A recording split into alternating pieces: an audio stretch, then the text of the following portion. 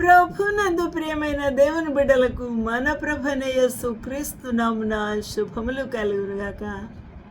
ఈ యొక్క దినమందు దేవుని యొక్క వాక్య ధ్యానం కొరకు పరిశుద్ధ బైబిల్ గ్రంథం నుండి ప్రకటన గ్రంథము 1వ అధ్యాయము కొన్ని వచనాలు ధ్యానం చేయడానికి ప్రభు మనకు సహాయం చేయుగాక. యోహాను ఆసియాలో ఉన్న 7 సంఘములకు శుభమని చెప్పి వ్రాయినది. ఆసియాలో 7 సంఘాలు ఉన్నాయి. ఆ సంఘాలను ఉద్దేశించి వ్రాస్తూ ఉన్నాడు. ఆ సంఘాల పేర్లు మనము కింది వచనంలో చూడవచ్చు. ఈ సంఘాల పేర్లు ప్రకటన గ్రంథము 1:11 మనము చూడవచ్చు. జీవజల ఊటలు by doctor Swapna online ministries నుంచి వెలువడుతున్న ఈ యొక్క వాక్య ధ్యానము మన జీవితంలోకి ప్రభు ఆశీర్వాదకరంగా ఉంచునుగాక. ఆమేన్. యోహాను భక్తునికి ప్రభు ఇలాగూ తెలియచేశాడు, నువ్వు చూచుచు ఉన్నది పుస్తకంలో వ్రాసి ఎఫెసు, స్పుర్ణ, పెర్గము, తుయతైరా, సార్దిసు, ఫిలదెల్ఫియా, లవొదికయ అను 7 సంఘములు ఆసియాలో ఉన్నాయి కదా, వాటికి పంపుమని చెప్పుట నా వెనుక వింటిని. ఎవరు విన్నారు? యోహాను భక్తుడు విన్నాడు. అది ప్రభు దినము. ప్రకటన 1:10 ప్రకారము అది ప్రభు దినము. ప్రభు దినము అనగా ఆ దినాల్లో యేసుక్రీస్తు ప్రభు పునరుత్థానుడై తిరిగి లేచిన తర్వాత అపోస్తలులు ఇంటింటా రొట్టె విరుచుచు, సువార్త ప్రకటించుచు, ప్రభుకి కృతజ్ఞతాస్తుతులు చెల్లించుచు ప్రభు దినము అనగా పునరుత్థాన దినము అయిన ఆదివారమును వారు ఆరాధించువారు. ప్రభు దినమందు ఆత్మవశుడనై ఉండగా అక్కడ ఆత్మవశుడు అయిపోయి ఉన్నాడు. ఎక్కడ? పద్మాసు ద్వీపములో. ఈ వచనాన్ని మనము చూస్తే ఎందువల్ల పద్మాసు ద్వీపమునకు వెళ్ళవలసి వచ్చింది అని మనము ఆలోచన చేసినప్పుడు ఆయన దేవుని యొక్క వాక్యమును గూర్చి 2వ వచనం, అతడు దేవుని వాక్యమును గూర్చి యేసుక్రీస్తు సాక్ష్యమును గూర్చి, యేసుక్రీస్తు ప్రభు జీవిత సాక్ష్యము తను చూసినంత మట్టుకు సాక్ష్యము ఇచ్చాను. కాబట్టి ఆయన ఎందుకు ఈ శ్రమ ఆయనకు వచ్చింది, పద్మాసు ద్వీపములు ఎందుకు పడవేసి ఉన్నారు అని ఆలోచన చేసినప్పుడు పద్మాసు ద్వీపములో పడవేటుకు గల కారణము దేవుని యొక్క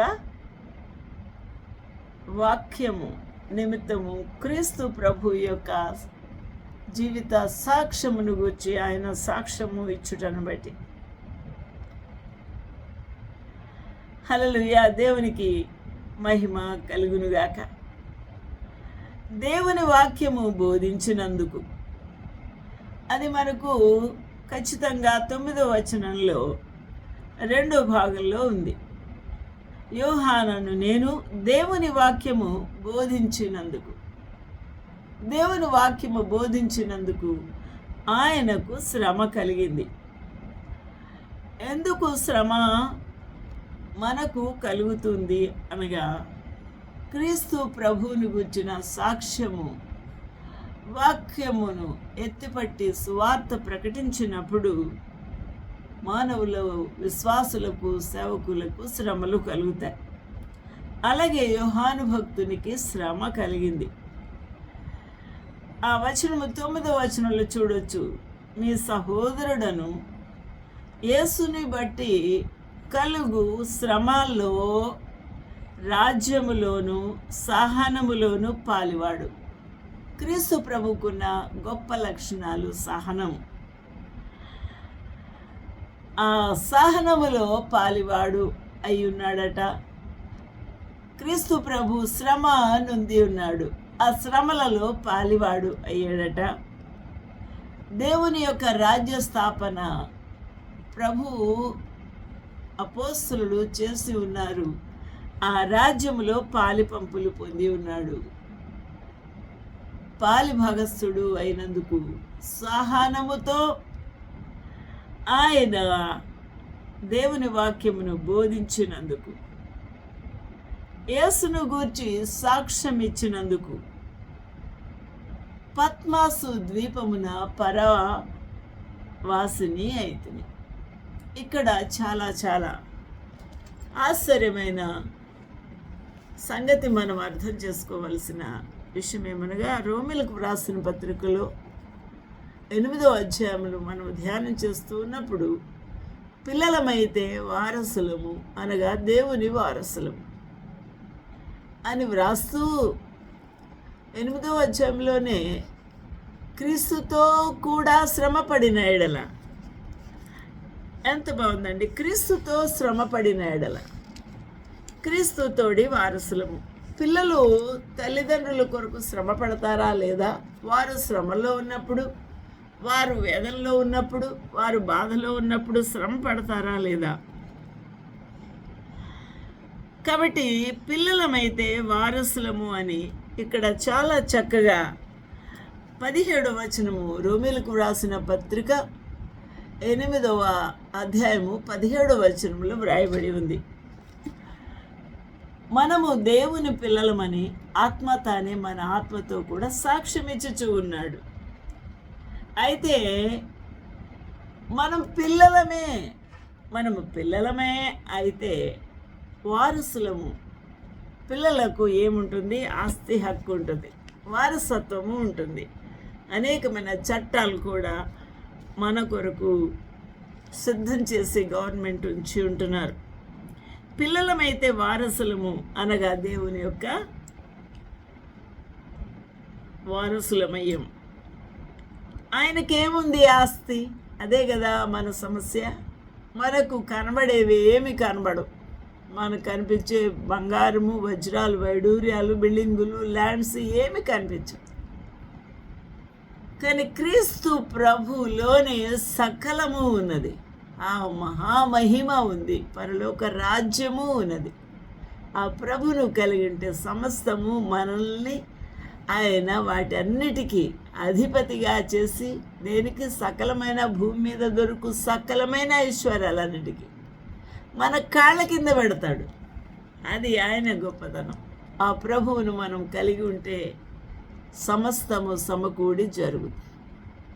మొదట ఆయన నీతిని, ఆయన రాజ్యమును వెదుకుడి, అప్పుడు అవన్నీ మీకు అనుగ్రహించు. అవన్నీ మీకు కావాలని ప్రభుకు తెలియను. అనగా మన తండ్రికి మనకు ఏమి కావాలో తెలియను, అవి ఎప్పుడు అనుగ్రహించాలో కూడా ప్రభుకు తెలియను. కాబట్టి మనము ఐశ్వర్యము గురించి, ఆస్తుల గురించి, ధనము గురించి వెతుకులాట, ప్రయాస, దాని గురించే మనకు కాంక్ష పెట్టుకుంటే శూన్యమైపోతుంది. కానీ అన్నిటికీ అతీతుడు, అన్నిటికీ కారణభూతుడు అయిన ప్రభువును మనం కలిగి ఉంటే సమస్తము సమకూడి జరుగుతుంది. యోహాను భక్తుడు ఎంచుకున్నది యేసుక్రీస్తు ప్రభువునే కోరుకున్నాడు. ఆయనను కలిగి ఉండుటకు, ఆయనను ఎరిగి ఉన్నానని చెప్పుకొనుటకు, ఆయన గురించి సాక్ష్యం ఇచ్చుటకు. ఆయన 3.5 సంవత్సరాలు ప్రభువుతో అడుగులు వేసి శిష్యుడుగా ఉన్నాడు, అపోస్తలుడుగా ఉన్నాడు, ప్రియుడుగా ఉన్నాడు. అందువల్ల యేసు జీవితము ఎరిగినవాడు కాబట్టి ఆ జీవితమును గూర్చి సాక్ష్యము ఇచ్చుటకు ఇష్టపడిన వాడు యోహాను భక్తుడు. దేవుని వాక్యము నిమిత్తము శ్రమ అనుభవిస్తూ ఉన్నాడు. కాబట్టి క్రీస్తు శ్రమలలో పాలివాడు అగుటకు ఎంచుకున్నాడు. పిల్లలమైతే వారసులము, పరలోక రాజ్య వారసులమే. కానీ క్రీస్తుతో కూడా శ్రమ పడిన ఎడల, క్రీస్తుతో కూడా మహిమ పొందుటకు, దేనికోసము శ్రమ పడాలి? మహిమ పొందుటకు. మరి పందెములో ఎంతో ఎక్సర్సైజ్ చేస్తారు. పందెపు ఎంపిక కొరకు ఎంతో కష్టపడి ఎక్సర్సైజ్ చేస్తారు. ఎంతో నిష్ఠ నిబద్ధతతో కోచ్ చెప్పినట్టుగా చేస్తారు. వారు ఎంతో శ్రమ పడిన తర్వాత ఆ పందెపు రంగంలో నిలబడి పరుగు పెట్టినప్పుడు ఆయన గెలుచుకున్న ఆ యొక్క విజయము ఇంత అంత కాదు. క్రీస్తుతో మహిమ పొందుటకు శ్రమ పడాలి. క్రీస్తుతో మహిమ పొందుటకు శ్రమ పొందిన ఎడల, ఆయనతో శ్రమ పడిన ఎడల, క్రీస్తుతో కూడా మహిమ పొందుటకు ఆయనతో శ్రమ పడిన ఎడల క్రీస్తు తోటి వారసులము. ఎంత పేరండి, ఎంత గొప్ప పేరు! ఇక్కడ అద్భుతంగా యేసుక్రీస్తు ప్రభు ఉన్నతమైన బిరుదిస్తున్నాడు. అపోస్తుడైన పౌలు తోటి వారసులు అంటలేడు, యోహాను తోటి వారసులు అంటలేడు, లేకపోతే ఇంకొక గొప్ప భక్త సింగు గారి తోటి వారసులు, అలాంటి పేర్లు పెట్టట్లేదు. కానీ ఆయన పేరే ఇక్కడ పెడుతూ ఉన్నాడు. దేని కొరకు? క్రీస్తుతో మహిమ మనకు రిజర్వ్ చేసి ఉన్నాడు. క్రీస్తుతో కూడా మనము శ్రమ పడిన ఎడల, క్రీస్తుతో మహిమ పొందుటకు మనము ఇష్టపడిన ఎడల, హల్లెలూయా, క్రీస్తుతో కూడా మహిమ పొందుటకు ఆయనతో శ్రమ పడిన ఎడల. ఆయన లేరు కదా. ఆ ప్రభువు ఆల్రెడీ 2000 సంవత్సరాల క్రితమే ఆయన తన ప్రాణమును పెట్టి పునరుత్థానుడై తిరిగి లేచి తండ్రి యొక్క కుడి పార్శ్వమున కూర్చొని ఉండి మన కొరకు విజ్ఞాపన చేయుచున్న ప్రభువు కదా. ఆయన ఇక్కడ లేరు కదా. ఆయనతో కూడా ఎలా శ్రమ పడతాము అనే కదా మన యొక్క ప్రశ్న. ఎస్కేపు కూడా. నా ప్రియులారా, క్రీస్తు వలే శ్రమ, క్రీస్తు వలే అపనిందలు, క్రీస్తు వలే అవమానాలు,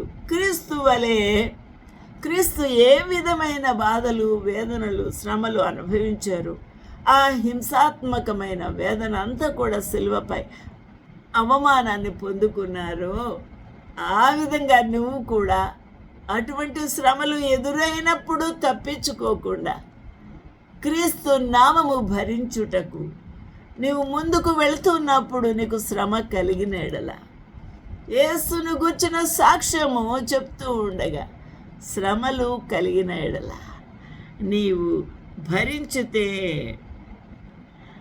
ఆయనతో శ్రమ పడినట్లే అప్పుడు క్రీస్తు తోటి వారసులము అనే ఆ బిరుదు, నామకరణ మనకు సాధ్యము అవుతుంది. ఆ అద్భుతమైన ఆ బిరుదు, క్రీస్తు తోటి వారసుడు వస్తున్నాడు చూడండి అని పరలోకంలో ప్రభు మనం వెళ్ళిన తర్వాత ఇన్వైట్ చేస్తారేమో గొప్ప గొప్ప భక్తుల్ని. క్రీస్తు తోటి వారసులు, క్రీస్తు కొరకు ప్రాణమిటి ఇడిన ఈ యొక్క హతసాక్షులు, క్రీస్తు కొరకు ప్రాణాలు తెగించిన వారు, అవమానం పొందినవారు, హింసలు పొందినవారు అని ప్రభు పేరు పెట్టి పిలుస్తారేమో. ఆ మహిమ గల ఉన్నతమైన స్థానములో కూర్చుండబెడతారేమో. హల్లెలూయా! ఎంత అద్భుతంగా ఉందండి. అందువల్ల మనము పారిపోకూడదు, మనము తప్పించుకోకూడదు, మనము అబద్ధము చెప్పకూడదు. ఏమని చెప్పాలి? యోహానుతో ఎవరైనా ప్రశ్న వేస్తే యోహాను యేసును నేను ఎరగను అనలేదు, పేతురు అన్నాడు. గొప్ప శిష్యుడే అన్నాడు. ఏమని? నువ్వు పేతురు కదా, నువ్వు శిష్యుడవు కదా, యేసుతో కూడా ఉన్నవాడవు కదా అని అంటే, ఆ చిన్నది అడిగిన ప్రశ్నకు ఏమంటున్నాడు? నేను ఎరగను అని 3 మార్లు బొంకిన పేతురు కనబడతాడు. కానీ యోహాను భక్తుడు ఇక తన ప్రాణమే తెగించి ఆ సిలువ వద్దనే నిలబడిపోయి ఉన్నాడు. అతడు ఇచ్చిన సాక్ష్యము సత్యమే అని అక్కడ మరి శతాధిపతి ఇంకా రోమా సైనికులు క్రీస్తు ప్రభు శిలువ మీద ఉండి ఇక తుది ప్రాణం అప్పగించిన తర్వాత ఇంకా ప్రాణంతో ఉన్నాడా లేదా అని ఆ యొక్క బలంతో పడవడానికి ప్రయత్నం చేస్తుండగా ఆయన చెప్పిన మాట సాక్ష్యం యోహాను గురించి ఆయన చూచినంత మట్టుకు యేసును గురించి సాక్ష్యం ఇచ్చినందుకు ఆయనకు శ్రమ కలిగింది. ఎటువంటి శ్రమ? పద్మసు ద్వీపములో ఎవరు లేని ప్లేస్లో ఆ చీకటి గుహల్లో తోసేశారు. అక్కడ పరవాసిగా ఉన్నాడు. కానీ ప్రభువుతో ఏమైపోయాడు? పరదేశంలో ఉన్న ప్రభు, పరలోకంలో ఉన్న ప్రభు ఏం చేస్తాడు? దిగి వచ్చేసాడు కుమారునితో సహవాసం చేయటకు. ఆ పరలోకపు మర్మములు ఆ కుమారునికి తెలియచేయుటకు వాటిని 7 సంఘాలు ఉన్నాయి ఆ దినాల్లో. ఆ 7 సంఘాలు ఆసియాలో ఉన్న సంఘాలకు నువ్వు చూచినది వ్రాయుము అని చెప్పే ఒక స్వరము విన్నాడు యోహాను భక్తుడు. నా ప్రియమైన వాళ్ళరా, ఆ సంఘాలకి ఈ యొక్క ప్రకటన వర్తమానములు పంపినప్పుడు మనకు ఎలాగా ఇవి చెందుతాయి అనే కదా మీ ప్రశ్న. ఈ ప్రశ్న ఈ 7 సంఘములో ఉన్న విశ్వాసులు చెదరిపోయి ప్రపంచమంతా కూడా నిండిపోయి ఉన్నారు. ఆ విధంగా విశ్వాసులు అయిపోయి ఉన్నారు, వ్యాపించి ఉన్నారు. ప్రపంచమంతటికి సంబంధించిన ఈ వర్తమానములు వ్రాసి పంపుమని యోహానుకు స్వరము వినిపించింది. దేవునికి మహిమ కలుగునుగాక. ఈ యొక్క ఉదయకాల సమయమందు మనము ఆలోచన చేయాల్సిన విషయమేమనగా, ఆ ప్రభు చిత్తము యోహాను ఎరిగిన వాడుగా ఉన్నాడు, గ్రహించిన వాడుగా ఉన్నాడు. అందువల్లనే ఆయనకు పరలోక మర్మములను తెలియచేస్తూ ఉన్నాడు. హల్లెలూయా, దేవునికి మహిమ కలుగునుగాక. యోహాను 4వ వచనంలో యోహాను ఆసియాలో ఉన్న 7 సంఘములకు శుభమని చెప్పి వ్రాయునది అని ఒక ఉత్తరము వ్రాస్తూ ఉన్నాడు. దేవునికి మహిమ కలుగునుగాక. ఈ రోజున ఇంత గొప్ప దేవుని గురించిన సాక్షిగా ముద్రించబడుటకు లేఖనాల్లో ఈ పరిశుద్ధ పుటలలో ఆయన అనగా యోహాను గూర్చిన సాక్ష్యము మనకు బుద్ధి వచ్చినట్టుగా, మనకు ఒక సవాలుగా నిలిచినందుకు ప్రభుకి కృతజ్ఞతలు తెలియచేస్తూ ఉన్నాను. ఇట్టి గొప్ప విధేయుడు, ఇట్టి గొప్ప త్యాగమూర్తి ప్రభు యొక్క స్వరము వినగలిగి ప్రభు దర్శనములు చూసే ఆ గొప్ప యోగ్యత సంపాదించుకున్న ఆ భక్తుని బట్టి దేవునికి కృతజ్ఞత స్తుతులు స్తోత్రములు చెల్లిద్దాము. ప్రభుకు మహిమ కలుగునుగాక. ఆమేన్, ఆమేన్, ఆమేన్.